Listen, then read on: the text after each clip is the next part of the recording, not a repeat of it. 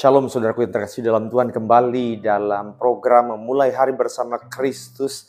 Dan pagi hari ini kita datang berkumpul dimanapun kita berada. Saudara mungkin saat ini berada dalam rumah sakit, atau mungkin dalam perjalanan keluar kota. Biarlah kita meminta pertolongan pimpinan Tuhan pada pagi hari ini. Kita percaya kalau Tuhan ada dalam kehidupan setiap kita, memimpin langkah kehidupan kita, maka ke tempat tinggi Tuhan akan mengantar kita semua naik. Terima kasih saudara yang sudah bergabung. Dan pagi hari ini saya Giri Tengker MTH bersama istri saya Indira Pardede mengucapkan shalom kepada setiap saudara. Dan biarlah pagi hari ini kita memulai hari kita bersama Kristus. Mari kita bersatu di dalam doa. Haleluya. Terpujilah namamu ya Bapa kami di dalam kerajaan surga. Tuhan Yesus Kristus, Allah Juru Selamat kami. Pagi hari yang indah ini Tuhan, sebelum kami melakukan segala aktivitas kami ingin menyembah Engkau, memuliakan namamu Tuhan Yesus. Biarlah kasih-Mu, damai sejahtera-Mu memimpin hidup kami sepanjang hari ini. Memberkati kami, membawa kami terus dekat dengan Engkau. Membuat kami bersyukur selalu atas segala kebaikan-Mu. Terima kasih Tuhan, terimalah setiap pujian penyembahan kami.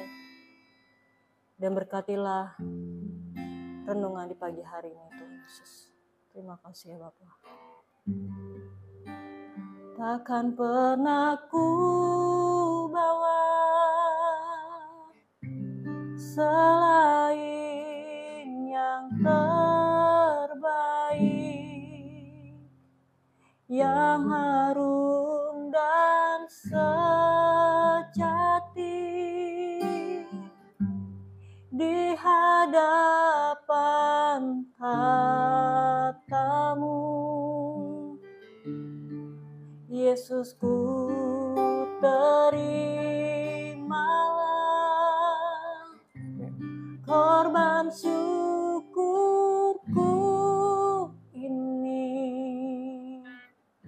yang mengalir di hatiku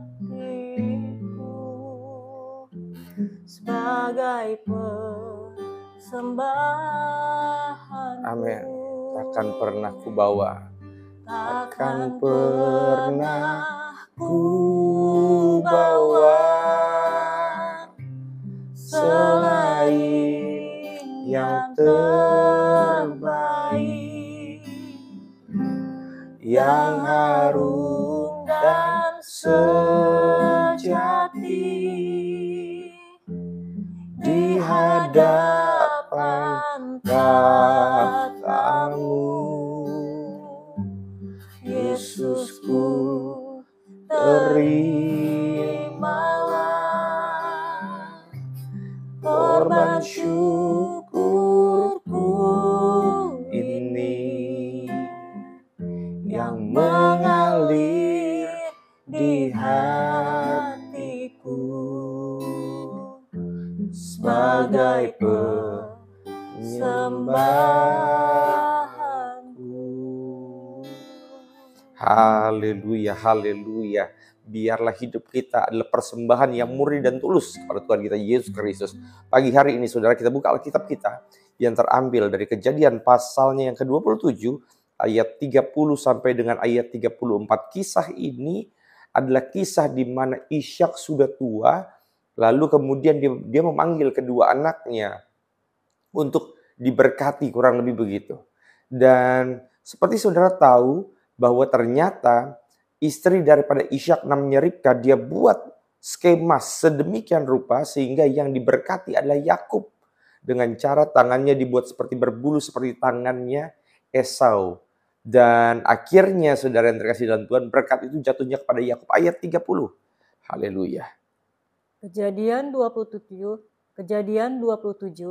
ayat 30. Setelah Ishak selesai memberkati Yakub, dan baru saja Yakub keluar meninggalkan Ishak, ayahnya, pulanglah Esau, kakaknya, dari berburu. Ya, 31. Ia juga menyediakan makanan yang enak, lalu membawanya kepada ayahnya. Katanya kepada ayahnya, Bapa, bangunlah dan makan daging buruan masakan anakmu, agar engkau memberkati aku. Ya, 32. Tetapi kata Ishak ayahnya kepadanya, siapakah engkau ini? Sahutnya, akulah anakmu, anak sulungmu, Esau. Lalu terkejutlah Ishak dengan sangat serta berkata, siapakah gerangan dia yang memburu binatang itu dan yang telah membawanya kepadaku? Aku telah memakan semuanya sebelum engkau datang dan telah memberkati dia. Dan dia akan tetap orang yang diberkati. Dia akan tetap orang yang diberkati. 34. Sesudah Esau mendengar perkataan ayahnya itu, meraung-raunglah ia dengan sangat keras dalam kepedihan hatinya, serta berkata kepada ayahnya, berkatilah aku ini juga, ya Bapa. Sekalian kalau begitu di ayat yang 35. Jawab ayahnya, adikmu telah datang dengan tipu daya dan telah merampas berkat yang untukmu itu. Haleluya. Saudara yang terkasih dalam Tuhan, ada beberapa pelajaran yang menarik di sini bisa kita lihat. Saudara tahu bahwa Ishak kemudian punya dua anak. Anak yang pertama namanya Esau. Esau atau nama lainnya adalah Edom. Kalau saudara baca dalam kisah-kisah berikutnya, salah satu musuh daripada orang Israel adalah bangsa Edom. Dan sedangkan yang anak kedua, yaitu Yakub, namanya kemudian berubah menjadi Israel. Dari Yakub itulah lahir 12 anak yang menjadi keturunan Israel. Tetapi dari sini saudara yang terkasih, ada beberapa hal yang bisa kita pelajari. Yang pertama, dari kisah tadi, ya, mengajarkan kita supaya kita itu waspada terhadap keputusan yang kita buat. Suatu keputusan yang dibuat secara terburu-buru pasti akan menghasilkan hasil yang tidak begitu baik. Itu sebabnya ketika saudara harus memutuskan sesuatu, maka minta pimpinan Tuhan, jangan terlalu terburu-buru. Dan saudara tahu apa yang menyebabkan permasalahan ini terjadi? Karena ketika Ishak waktu itu matanya sudah mulai tidak bisa melihat, tiba-tiba datanglah anaknya Yakub, lalu dia kasih makan, dan pada akhirnya Ishak tertipu. Saudara, kadang-kadang dalam kehidupan ini ada banyak sekali keputusan-keputusan yang kelihatannya itu enak, yang kelihatan itu mendatangkan sesuatu yang baik, tetapi kadang-kadang justru menjermuskan kita pada suatu masalah. Itu sebabnya sebagai orang Kristen kita percaya setiap keputusan kita harus diambil berdasarkan hikmat marifat dari sorga. Saya sering bilang begini, jangan pernah buat keputusan kalau lagi marah. Jangan. Ada banyak sekarang ini rumah tangga hancur berantakan. Kenapa? Gara-gara salah ambil keputusan. Kenapa? Terbawa emosi, terbawa sesuatu yang sifatnya sementara. Padahal kalau kita minta hikmat dari Tuhan, maka saya percaya selalu ada jalan keluar. Maka saudara yang saat ini sedang mengalami tantangan dalam rumah tangga, jangan cepat ambil keputusan untuk menyudahi pernikahan. Saudara yang mungkin saat ini di bawah tekanan dalam pekerjaan, saking sebelnya sama atasan, berulang kali diperlakukan tidak enak, jangan cepat ambil keputusan. Jangan pernah buat keputusan sebelum engkau mengkonsultasikannya kepada Tuhan.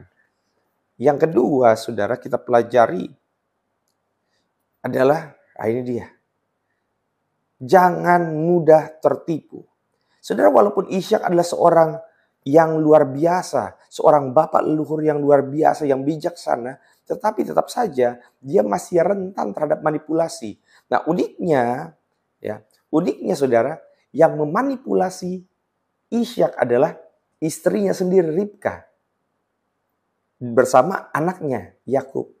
Saudara tahu, ketika kita dalam kehidupan banyak sekali orang-orang yang coba bahkan untuk menipu. Itu sebabnya saudara, jangan mudah tertipu. Alkitab berkata dalam Amsal pasal yang keempat ayat 23 dikatakan, jagalah hatimu dengan segala kewaspadaan, karena dari situlah terpancar kehidupan. Ada beberapa orang sering datang sama saya, dia bilang begini, aduh Pak Pendeta, tolong doakan saya lagi masalah finansial. Kenapa? Oh, karena saya dulu uangnya saya pakai untuk sebuah bisnis, saya taruh investasi kepada orang dan pada akhirnya uangnya tidak bisa balik. Saya tanya, apakah kamu kenal sama orang tersebut? Ya, kenal. Berapa lama? 2 bulan, 3 bulan. Saudara, Saya sering katakan, dunia di akhir zaman ini, banyak orang sekarang ini kelihatannya baik, tetapi hanya untuk mencari keuntungan. Maka saudara, sebagai orang Kristen, minta hikmat Tuhan. Ya, jangan mudah tertipu. Yang ketiga, saudara yang terkasih, kalau kita perhatikan dalam ayatnya yang tadi saudara, kita sudah baca ayat 30-35, kenapa Ishak bisa kena tipu? Kenapa bisa dikadalin gitu kan? Ternyata saudara, karena memang yang membuat Ishak tanda petik menaruh berkatnya kepada Yakub itu semua taktik daripada istrinya sendiri. Ya saudara, maka pelajaran dari kisah ini adalah suami istri tidak boleh ada hal yang disembunyikan. Ya, tidak boleh ada hal yang disembunyikan. Dan tidak boleh pilih kasih. Saudara tahu bahwa Ishak terlalu mengasihi Esau sebagai anak sulung, Ribka mengasihi Yakub. Dan ini ketidakterbukaan, itu sebabnya saudara sekarang ini dalam rumah tangga, dalam keluarga tidak boleh ada hal yang tersembunyi. Itu saudara yang terkasih, biarlah pada pagi hari ini ketika kita mendengar merenungkan firman Tuhan, belajar dari kejadian Ishak, perspektifnya Ishak, supaya yang pertama saya simpulkan, agar kita tidak mudah untuk mengambil keputusan. Sebelum Anda mengambil keputusan apapun hari ini, minta hikmat, minta petunjuk Tuhan supaya tidak pernah salah. Makanya ada istilah, penyesalan selalu datang belakangan. Yang kedua, saudara, jangan mudah tertipu. Dan biasanya orang yang mudah tertipu karena di awalnya kelihatannya enak. Ya saudara, kenapa orang bisa tertipu dengan judi online? Kenapa? Karena di situ dia berpikir dia bisa mendapatkan uang dengan cepat. Kenapa orang tertipu dengan investasi palsu? Kenapa? Karena kelihatan, dapat uang dengan cepat. Jangan mudah tertipu.